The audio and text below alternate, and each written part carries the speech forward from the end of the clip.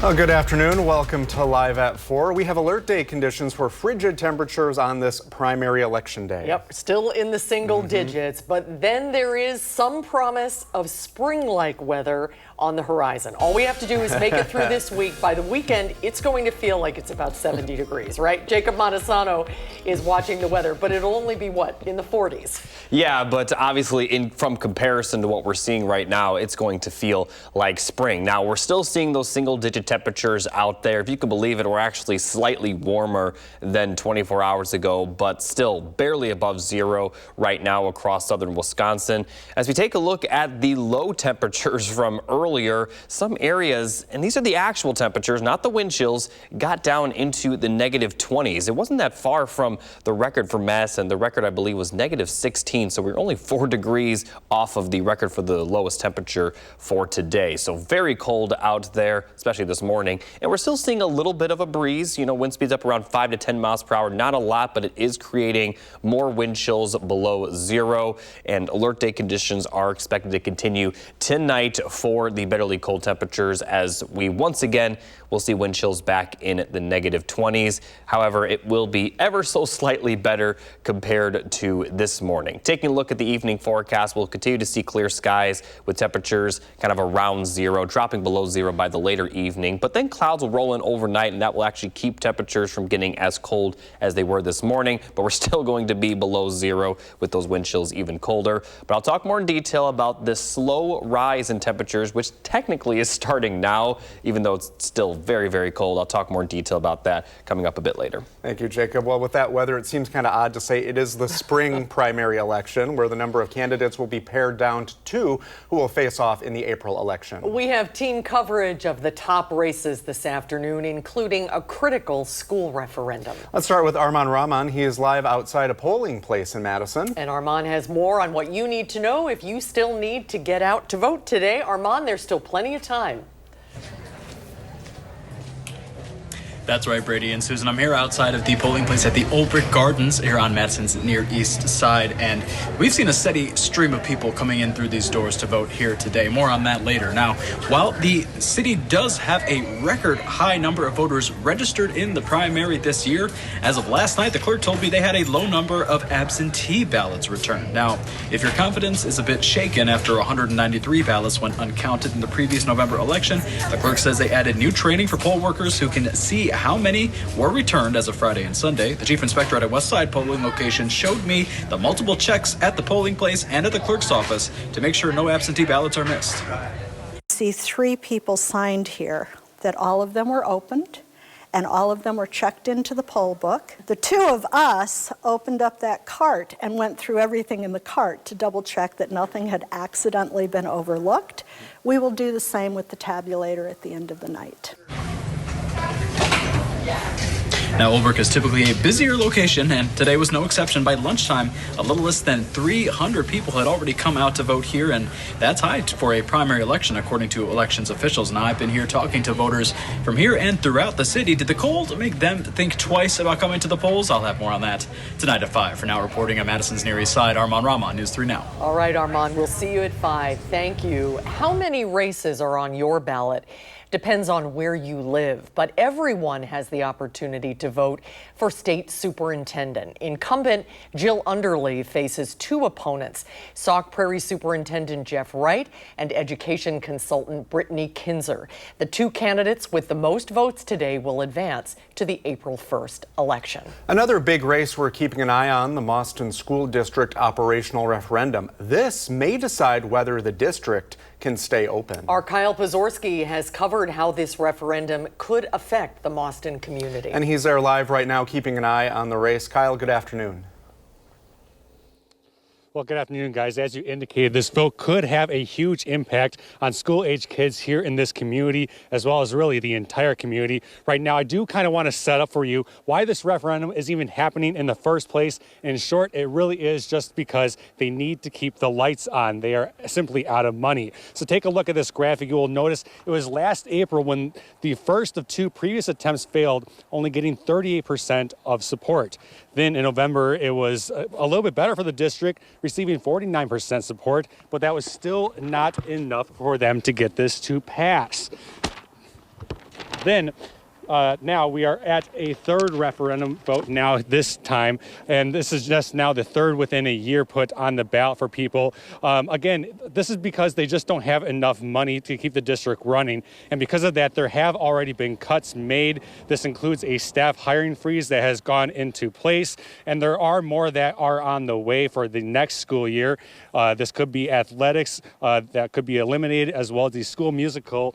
Another one could be that Linden Station Elementary will also close. So coming up later on tonight, I will be going over to the main polling place here in Madison to get kind of a feel on the voter turnout. And then much later on, I will be going to the Juneau County Courthouse to get some details there and bring you up-to-date information on the vote here and what this referendum turns out looking to be like, and if we will see a third failure or a success for this referendum. Reporting here in Madison, Kyle Pazarski, News 3 Now. Thank you, Kyle. And we have all of our election coverage up on channel3000.com, and it's also available on our free Channel 3000 mobile app. You can download it now to get tonight's results as soon as we have them. Well, we have new video related to the Amber Alert of 16-year-old Sophia Franklin. The Beaver Dam Police Department has shared this video with us. It's from a home security system camera taken February 3rd. That's the same day 40-year-old suspect Gary Day was last seen at Franklin's home. And police also shared new images of both the suspect and the missing teenager. Take a look at your screen. The Amber Alert for Franklin is in effect in 3 states: Wisconsin, Arkansas, where Day is from, and Missouri. Franklin is several months pregnant, and Day is known to be the father. He's charged with child enticement and child abduction. If you have any information about where he and Franklin could be, please call the Beaver Dam Police. Still to come tonight on Live at 4, the latest on yesterday's Delta plane crash in Toronto. And in the midst of federal layoffs happening across the country, we'll talk with a local FDA employee who is losing his position.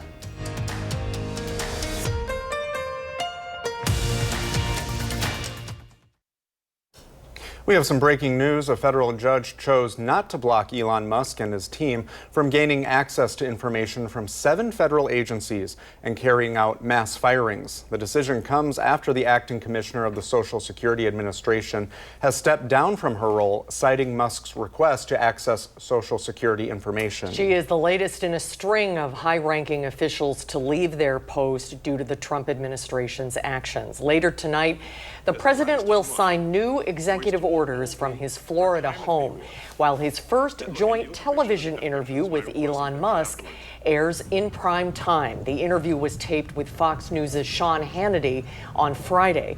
As for the orders, the White House has not commented yet on what they are. As the Trump administration and Elon Musk's effort to downsize government continues, these layoffs reached the Food and Drug Administration today, and our Merrill Hubbard is here to show us the local effect of some of the federal layoffs. Merrill? Yeah, Susan, Brady, I'm going to introduce a man who dedicated his life to science. He says that he had his ideal job working on media campaigns that aim to prevent youth from smoking tobacco products. Now he's out of a job and wondering what to do next. On Saturday, Dr. Matt Minnick found out he was terminated from his position with the FDA. He was a social scientist in the Center for Tobacco Products. Dr. Minnick started his position November 3rd of 2024. And because he was hired so recently, he's considered a probationary employee. As of Friday, officials expected the U.S. Department of Health and Human Services to fire about 5,200 probationary employees nationwide. Dr. Minnick says that he knows of at least 4 other scientists in his cohort who have lost their jobs. It was devastating. This has been devastating for me and for, I think, everyone who worked there. These careers are not easy to get, and it takes a lot of work and a lot of preparation and a lot of sacrifice to get there. Says that the purpose of his mission is to reduce the levels of death and disease caused by tobacco products. He says he fears that without the center, public health will suffer the consequences. And coming up tonight, we will hear more from Dr. Minnick and law experts to learn more about how federal layoffs can affect people in our community and beyond. Meryl, thank you. Officials still don't know why a Delta flight from Minneapolis to Toronto flipped over. Delta says between 19 and 21 people are hurt, 2 critically, but all 80 people on board were evacuated and are alive. Both the rear landing gear and the right wing fell off the plane as it crashed, flipping over and catching fire. In the day before the crash, the plane made trips to multiple cities across the U.S., including Green Bay. The FAA, U.S. and Canadian transportation safety boards are investigating yesterday's crash. And let's get a look at our first warn forecast. Jacob Montesano is here with what we are dealing with. Jacob? Thanks, Brady. Taking a look at the 3 things you need to know, pretty unchanged compared to yesterday. They're basically the same thing, where we're going to continue to see those alert day conditions through Wednesday, although it still will be cold for the end of this week. Much milder by the time we get to Sunday, and we're not going to see much precipitation going forward. So there is another cold weather advisory that was put into effect for tonight. This is for 12 a.m. to 10 a.m. Wednesday morning. So we're going to see some very cold temperatures once again tonight. And here's a look at the wind chill forecast. They're going to drop to around negative 20-degree levels for much of southern Wisconsin. And for the afternoon, we may see a few areas finally get above that 0-degree mark in terms of wind chills, but still expecting on average wind chills just below 0. And it is going to get pretty cold again for Thursday morning, as we'll see wind chills once again between negative 15 and negative 20. But the difference for tomorrow and Thursday is that Thursday, we're almost certainly going to see those wind chills get above 0. But as you can see, I mean, it is still very cold. They're going to be in the single digits, just not quite as cold as yesterday, today, or tomorrow. And Friday will be very similar to Thursday. We'll start out with wind chills below 0, and then those wind chills will get above it for the afternoon, and it looks like it's going to stay above 0 for the weekend. Looking at the actual temperatures, they're also going to drop below 0 tonight, but we are going to see an increase in clouds, which will help keep those temperatures from falling too far, and the clouds are going to continue for tomorrow. We'll have highs right around 10, maybe a light flurry, but for the most part, we're still going to see dry conditions, and temperatures will continue to rise from there. We'll have highs near 20 for Thursday and Friday, upper 20 Saturday, near 40 for Sunday, and then middle 40s possible for Monday and Tuesday, and overall next week is expected to be above normal. But as far as precipitation goes, we're really not going to see much of it. And looking at the current radar, all of Wisconsin is dry right now, but that's not the case for the entire United States. To the south of us, there is a winter system moving through from some pretty southern states. You know, places south of us seem to be getting more snow than us this winter. That seems to be the trend.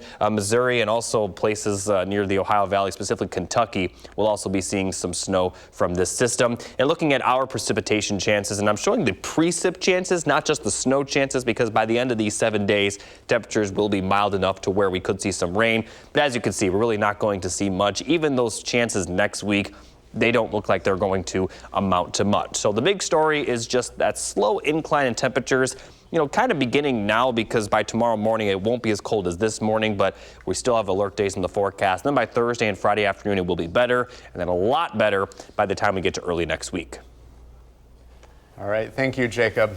Well, outside of the weather and Election Day today, we're also following another big story. Governor Tony Evers will deliver his budget proposal tonight at 7. And joining us now to talk about that and our primary election, political analyst Brandon Schultz is here with us. Hey, hello. Brandon, welcome back. Nice to see you. Thanks for having me. We're keeping an eye on that Department of Public Instruction race today. So what do you think it's going to be like going into April when we have our 2 final candidates?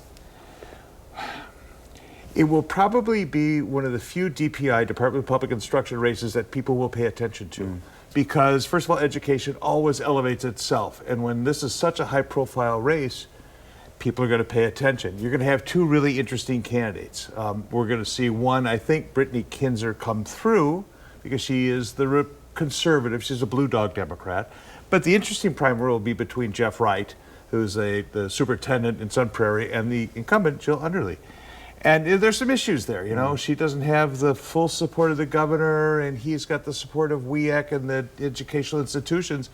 So if the 2 of them split the vote, it's a maybe, I don't know. I think it might be a coin toss tonight. If you really want to have a competitive election, it might be a coin toss. And then the 2 of them go into April, but they are the undercard to the Wisconsin State Supreme Court race, which is already up and running. I mean, there's millions of dollars that have already been spent on that race and almost nothing on the DPI race. So today we'll watch to see what happens, and we'll get the results tonight. And then, you know, there's kind of 6 weeks left to go. But I think after today and starting tomorrow, the real focus is going to be on the Supreme Court race. Not minimizing DPI, But that's just where people's heads are at, because the importance of the court having the ability to stop or change laws or make changes in what's already in our statutes and what happens in the legislature, what the governor wants. Those three branches of government are closer entwined than it's ever been. So whoever has majority, they have the power. Whoever has the power makes the decision. That's where that race goes in April. And if you remember, last year they spent $55 million for the power. There's no question that's going to be more expensive this time around. So starting tomorrow, it's a 6-week sprint. And there is no primary for Supreme Court. I had someone at my polling place today ask about that. Why is it not on my ballot today? There's only 2 candidates, so there's no primary. But what people find is the DPI race, maybe a town council, maybe a city council. So you have local elected officials. This is their day. It's a nonpartisan election. So if you haven't voted, you still got a couple hours to brave the cold and get out to the polls. Let's talk about the governor's budget address. What are some of his priorities in this address? And this is just the beginning of what could be a long process, right? Yeah, well, for political junkies, today's a twofer. I mean, you have an election, you have the governor's budget, so it's like, oh my gosh, what are we doing? Overload, The governor has telegraphed some of his issues and some of the things that he thinks is important. And keep in mind that this could be a legacy budget, because if the governor doesn't run again in 2026, this budget is his last. So when he talks about the year of the kid, and he brought that up in the State of the State, he's talked about mental health issues. He's talked about he's talked about roads. He's talked about a position in ag to help farmers. But one of the things what it really comes down to is you only have so much money, and where are you going to spend it? Are you going to spend it on existing programs? Can you do new programs? Where can you go? We know that Medicaid is an issue, and the governor may just have to fund that with the $4 billion surplus that the state has. Republicans, on the other hand, after the governor delivers his budget tonight, will say thank you. We really appreciate it, and we're done with that now. And they will go into what's called the Joint Committee on Finance. That's the big committee in the Capitol, in the legislature, that does our budget in Wisconsin. And so they will take the governor's budget, set aside, and they will start to craft their own. In the months to come, you'll start to see those two come together, where they either completely reject something from the governor, add some of their own, maybe they find some things to compromise. Both of them talk about tax cuts, but Republicans have said we're not going to spend money that we don't have on things that you want to fund. So you're going to see some loggerheads. You're going to see some fights there. Republicans may just bring a tax cut before they get to the budget, which would be interesting. Both have talked about mental health. Both have talked about, Voss has talked about adequate funding for schools, but if you look at the, Jill Underly's budget for the Department of Instruction, she wants $4 billion. She wants the surplus. Well, that's not going to happen. So you're going to have a lot of need, like we always do. You're going to have a limited amount of money, and somebody's going to be a good person, a bad person, because they said yes or they said no. But this budget process is long. It will finish by the end of June, because it has to. It has to finish by the end of June. That's law. And then they will have a budget, and then the governor could sign it, or he could veto parts of it. Then they'll have to go back to the drawing board to see what they could put together. But tonight is the first time you get to see the governor's wish list, and you'll see Republican reaction after that. But as they say, that's tonight. Tomorrow they have to roll up the sleeves and get to work, because it is an enormous challenge to take on Wisconsin's budget. It's just huge. Well, I'm sure we will have you back often to talk about this process as we go on. So thank you. Well, there's a lot that affect people in their lives that they, sometimes you just don't know. I mean, are you going to cut the sales tax? Are you going to have no tax on tips anymore? That's in the budget. So we'll have to see what they agree on. Thank you very much. Thanks, Brendan. Great to see you. We'll be right back.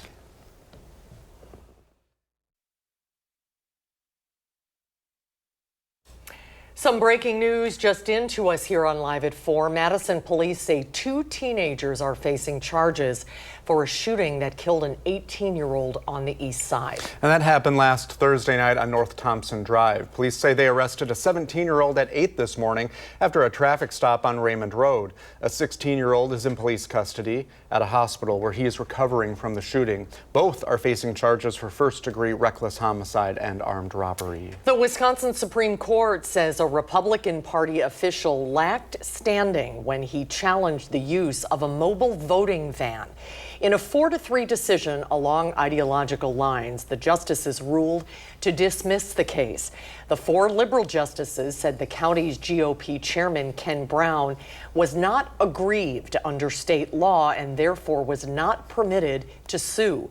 Brown filed the lawsuit after a single van was used in his county in 2022. It allowed voters to cast absentee ballots in the 2 weeks leading up to the election. Justice Rebecca Bradley wrote in the dissent saying the ruling will make it more difficult for voters who believe election laws have been violated to bring lawsuits, saying in part, quote, the people are left once again without a decision on fundamental issues of election law enacted to protect their sacred right to vote. Voters are deciding who could oversee education in the state of Wisconsin by sending the top 2 candidates to the April election. And you still have time to decide in today's primary. We're giving you a look at where the 3 candidates stand on the issues next.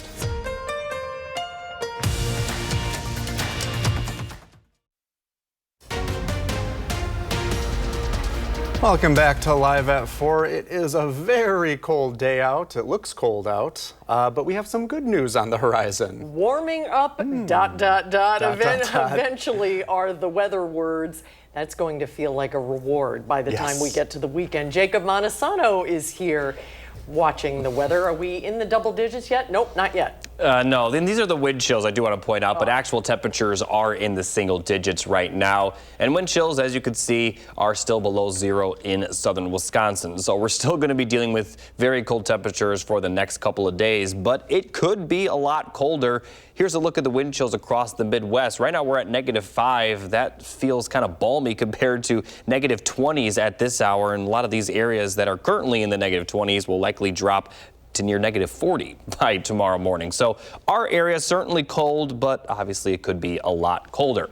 Now, as we take a look at the low temperatures from this morning, we had some very cold temperatures to the point where we almost actually set record lows. The record low this morning for Madison was -16. We weren't that far off from it, and some places with their actual temperature got into the -20s. Now, we also are still dealing with some breezy conditions, which is allowing those wind chills to remain below 0. So we still have alert days in the forecast for tonight into tomorrow morning, getting a little bit better by tomorrow afternoon, but we're still going to have a few mornings after tomorrow where the wind chills will start out below 0. But tomorrow looks like the last day where it'll stay below 0 throughout the day. I'll talk more in detail about that coming up a little bit later.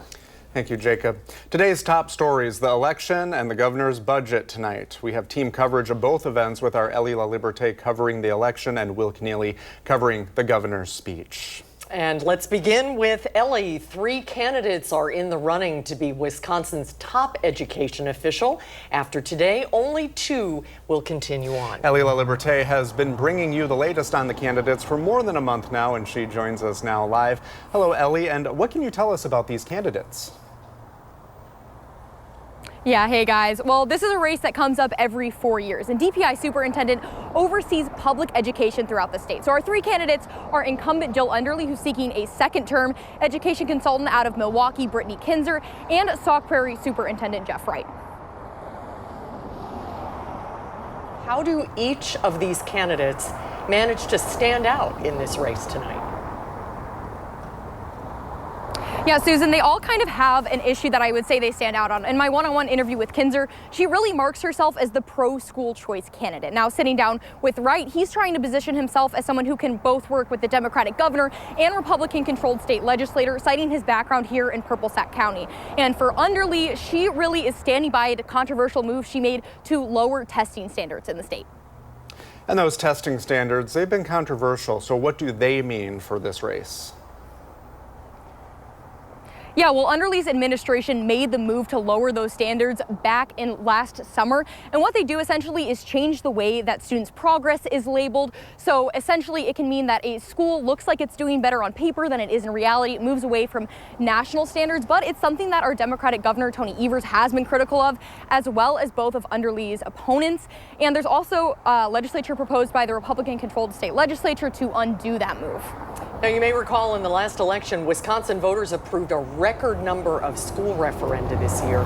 Where do each one of these candidates stand when it comes to funding? Yeah, Susan, you're exactly right. Madison voters actually approved the largest in the state. Now, this is something I asked all the candidates about during those sit-down one-on-one interviews. And the short answer, here's what they had to say. So Underly basically says that she blames the state for some of these issues, citing the private school voucher system. Wright has a similar take. He says that we need to fix the funding formula. And Kinzer says it's up to voters to decide what they want to do with those property taxes. But she says that the funding needs to go into the classrooms. Now, of course, I'll continue to follow this race as polls close here at 8 tonight, and as we continue to get those numbers to trickle in. But for now, I'll send it back to you guys. Reporting live in Sauk City, Ellie LaLiberte, News 3 Now. We will see you later tonight, Ellie. Thanks for the conversation. And now let's get to our Will Keneally. He's previewing tonight's budget from the governor. He's reporting live from the Capitol. Good afternoon, Will.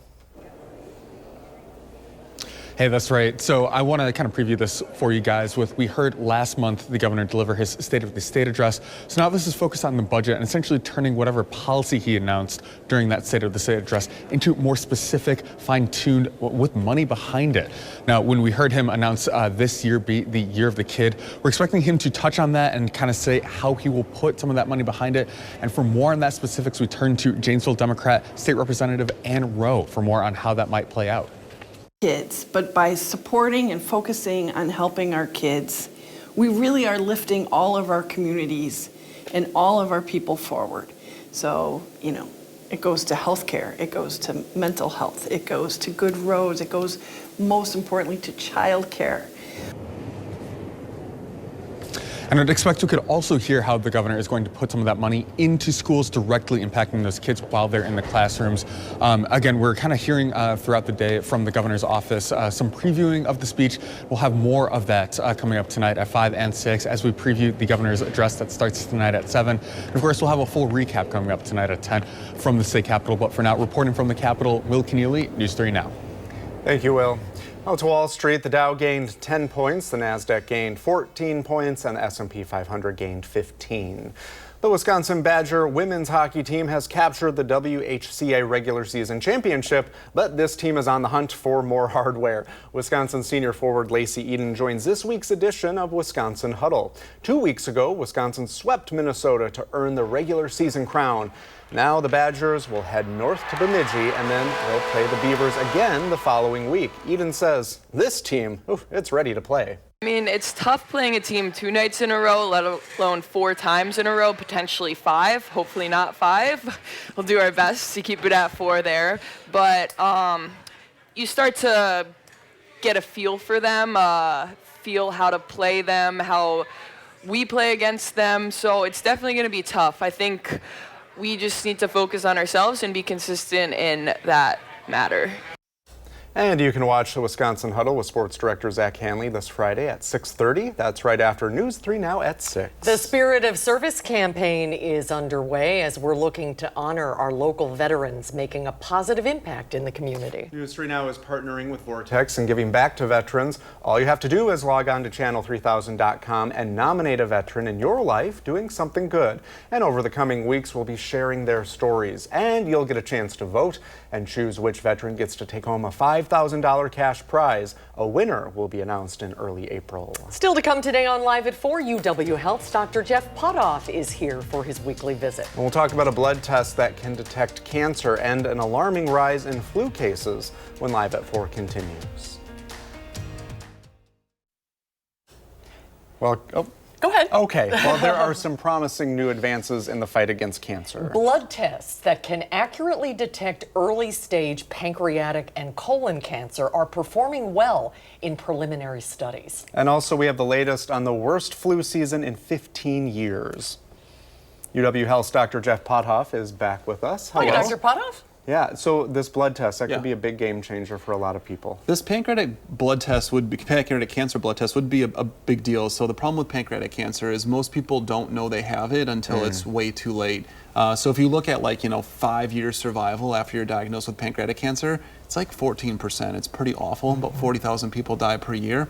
This blood test, they call it Pac-Man, combined with another blood test, can detect early cancer about 85% of the time in people who have pancreatic cancer. Wow. This study is early, it's like 345 people. We need to learn more, but a future state where we look at people who have maybe risk for developing pancreatic cancer, and then we're able to do a blood test at some sort of interval to catch it early, could be a big deal for catching pancreatic cancer early and increasing that survival rate. Same with colon cancer. It's the fourth leading cause of cancer death, and tests for colon cancer can be very invasive. Yeah. So this might also have real promise. Yeah, I think anything that makes getting screened for colon cancer easier, I think is great. Particularly the problem with colon cancer is we're seeing it develop in younger people. Those who are 45 to 50 years old, they're due for screening, but many of them don't get it. They feel like they're healthy, they don't need it, they don't want to take off of work, do the prep, get the colonoscopy.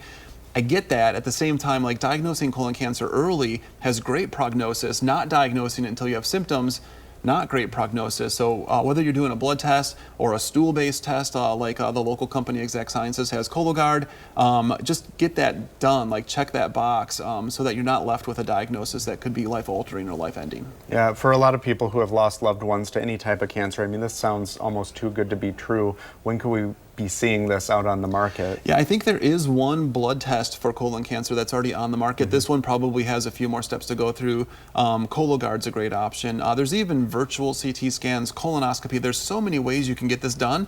Just pick one. Yeah. All right, that's good advice. Now let's talk about the flu. Worst outbreak in 15 years. Hospitalizations are through the roof across the country. Is that what you're seeing locally? Yeah, we're seeing really high influenza, both diagnoses and at UW Health hospitalizations compared to previous years. Certainly from time, before the pandemic is what we're seeing. Tests, as far as like tests we send that are positive, the last week of January, they were over 40%. So 40% of respiratory tests that came back positive for flu, 38% last week. If you haven't been vaccinated for influenza, do that soon. The shot is an excellent match this year. Doesn't mean you won't get sick at all, but you'll significantly decrease the chance that you see me in the emergency department or meet our inpatient teams at University Hospital. Yeah, when you say excellent match, so that means like the people who got it, we were prepared for this strain. Yeah, so they always try to guess the strain, and they have to do it when the virus is still kind of in Asia, and then we hope that it kind of stays the same as it hits the U.S. This year it did. It's the right strain that we have the vaccine for, so it's a good match. Why do you think we're seeing so much flu? I don't know. I mean, I think there is just like variation, year to year. But this year certainly is like a pretty robust year for flu. It took a while to get there, and then it peaked really high. It's been going around in a lot of our friend groups. One by one, people are out for a little while, and they come back, of course. Yeah, this year there's probably very few people listening that don't know someone who had flu recently. And now you can get a test strip, $12.99 at Walgreens, that will test for COVID, flu, or I think it's RSV in one test, and it'll tell you exactly what you have. Yeah, which are they pretty accurate? I think they're accurate if they're positive. So if they're positive, you probably have what it says you have. If it's negative and you're like, oh, I can't believe it's negative, I feel so awful, you might still have it. The test isn't quite that good. To have a test that tests for COVID and the flu, I mean, think about 5 years ago where we were at with everything. Yeah. And do you think we might be peaking with it? I sure hope so. I don't want to have any bad luck by saying we're peaking, but we should be peaking soon, and then we should see cases decrease as we kind of work our way through March. This is wood if you need to knock on it. Yeah, I think we will. There we go. Thank you, Dr. Potoff. Thanks, Dr. Potoff. Good to see you. You bet.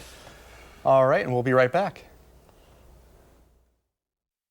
On the next Live at 4, Lisa Briggs stops by to answer your plant questions. And our Jalen Banks takes us to a local barbershop to share its story as News 3 continues to celebrate Black History Month.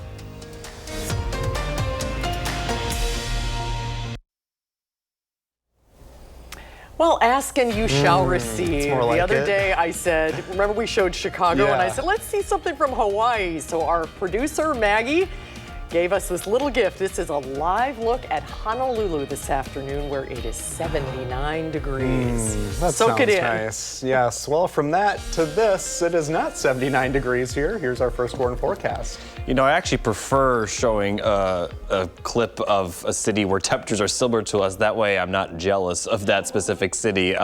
79 sounds very nice right now compared to the wind chills below zero that we are seeing. And they're going to continue for the next couple of days. Alert day is in the forecast through tomorrow. Much milder, though, by the time we get to Sunday. Not 79 mild, but definitely above normal for our area. We also will see dry conditions for the most part. Now, looking at the temperatures over the last 2 weeks, really they've kind of been the tale of two different situations. We've had above normal temperatures kind of to start the month, but the last week, pretty much every day has been below normal. And obviously yesterday, today, it is extremely below normal. So going forward, it's going to be kind of a similar situation. We're going to remain below normal, and then we're going to flip to above normal for next week. But until we get to those above normal levels, we are going to have another morning of wind chills near -20. And for the afternoon hours, they're likely going to stay below zero. Maybe a few isolated locations could get above that zero level, but we're still going to see below zero wind chills.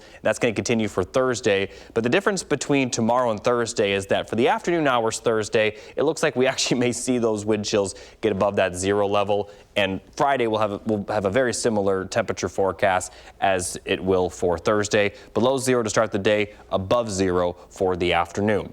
Now, looking at the high temperatures over the next 10 days, it is going to get above normal, up to around 40 by the time we get to Sunday, and then middle 40s are possible for Monday and Tuesday. We also have a few chances of precipitation, but right now it doesn't look like we're going to see anything dramatic. If we do see any precipitation during that time frame, it likely will be very light.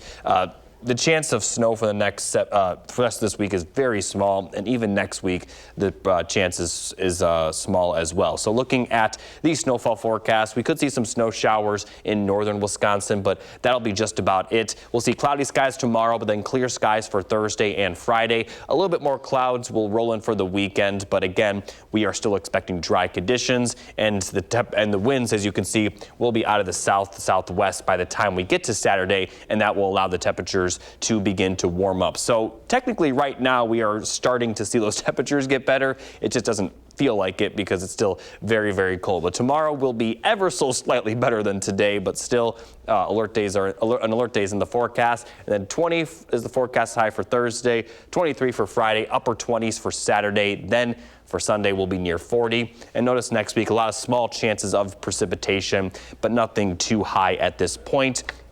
And even if we do see a lot of precipitation, we're unlikely going to see any major snow accumulation just because temperatures will be too warm. But I'm sure everyone will definitely take those temperatures, even those people that want to see the snowfall. After what we've seen today, I mean, I'm very much looking forward to those 40s. It's going to feel like spring when compared to what we're seeing right now.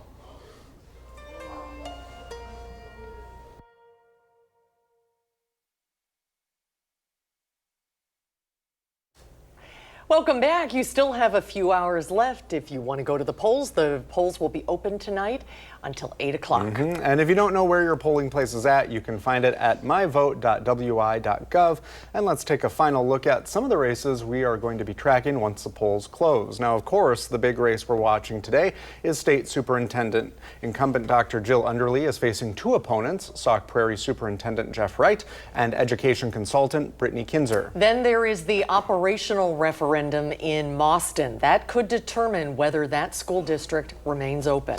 We're also watching the Fitchburg City Council District 3 race. UW Communications Specialist Logan Reigstad, Service Manager and current Common Council member Jay Allen, and Inventory Planner Austin Bond are all on the ballot. For Madison Council District 9, Alder Nikki Conklin is facing two opponents, Joanne Pritchett and Rick Cruz.